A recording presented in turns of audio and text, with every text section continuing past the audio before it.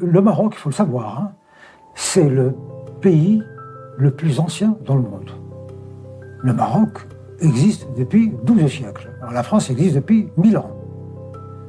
Voilà, donc il existait dans la forme actuelle, hein, donc sultan. Donc c'est un vieil État.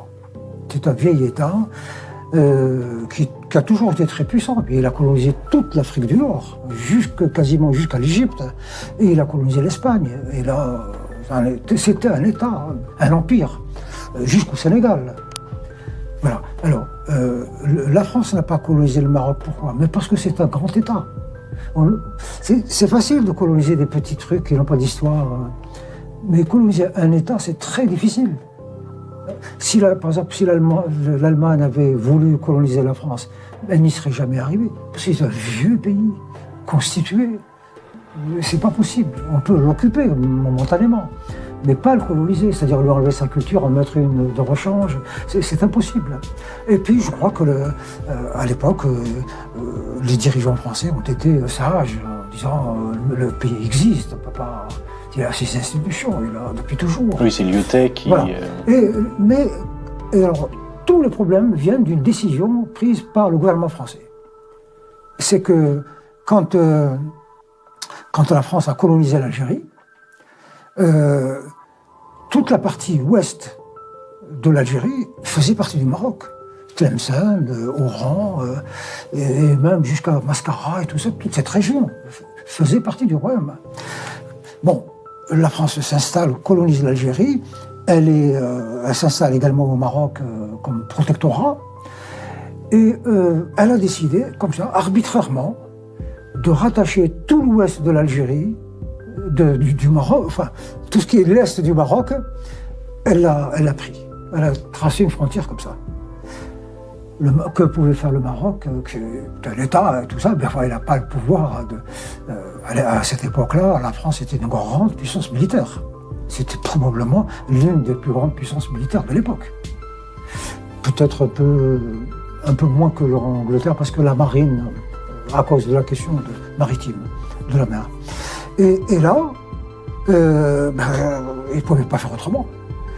Lorsque les Algériens, en 1954 et même un peu avant, commençaient à militer pour l'indépendance et tout ça, quand la guerre de libération a démarré, donc en novembre 1954, les activistes algériens ont pris contact avec le roi du Maroc pour les héberger, les aider diplomatiquement, financièrement, et puis leur permettre de créer des bases militaires où on s'entraîne.